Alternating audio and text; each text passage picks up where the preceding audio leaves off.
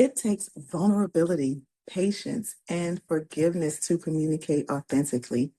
But speaking about our losses and our grief helps us process, release, and connect.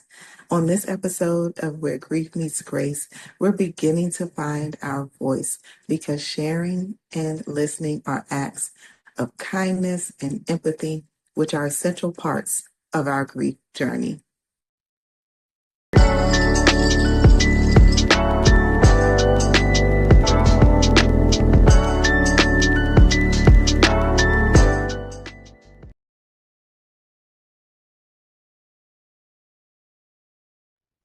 Welcome back to Where Grief Meets Grace, a space for us to explore grief with curiosity, courage, and connection.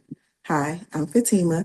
I'm a certified grief coach and trauma support specialist, but most importantly, I'm someone who, just like you, has experienced loss, struggled with grief, and longed for a better way to navigate complex emotions and how they impact my life. If you're new here, this is episode 3 of a 5-part series on living with loss. It's based on my companion journal, Where Grief Meets Grace, which is framed around 5 pillars of becoming grief-wise. Now, we're not talking about anything rigid or sequential, so it's perfectly fine to start here. But for deeper context, you may want to revisit previous episodes that touch on getting to know grief and listening within. I invite you to either grab the hardcover or the digital version of the journal and follow along. So, pillar 3 is practicing courageous communication. Now, even under the best circumstances, communication is hard.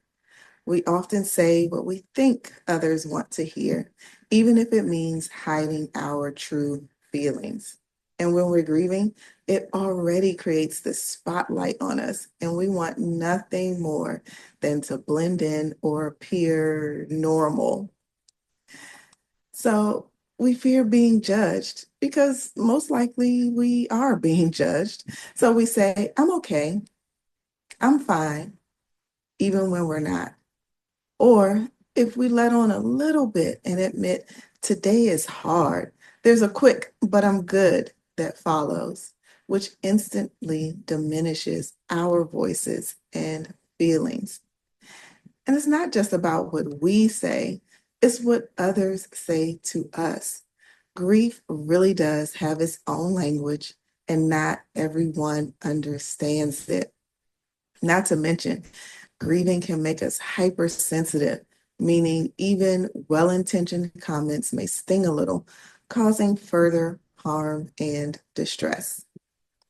So here's what I mean by courageous communication. And this is on page 55 in the journal.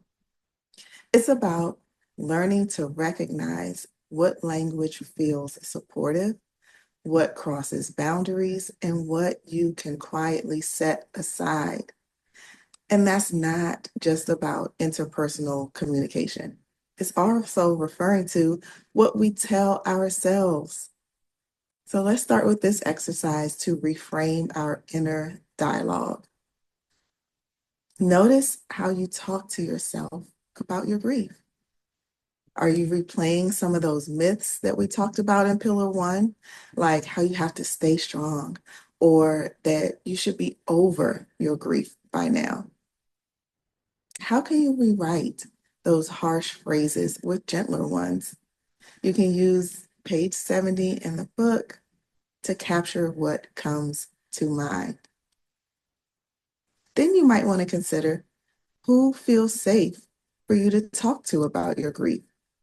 That doesn't mean that you have to bear all, but you can start to feel comfortable enough to explore your voice. Keep in mind that this pillar is called practicing courageous communication. Grief needs to be witnessed. Guilt and shame begin to subside when it's spoken. So this transformation requires active engagement that feels better the more you do it, just like anything else you're practicing. The words won't be perfect, Not everyone will understand at first, but each time you show up in your truth, the doorway to compassion and gratitude open just a bit wider.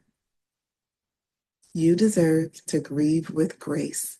And I sincerely hope that between episodes, you'll use the journal as a guide and connect with our community at griefmeetsgrace.com. Remember, hope is always present, and you're not alone on this journey.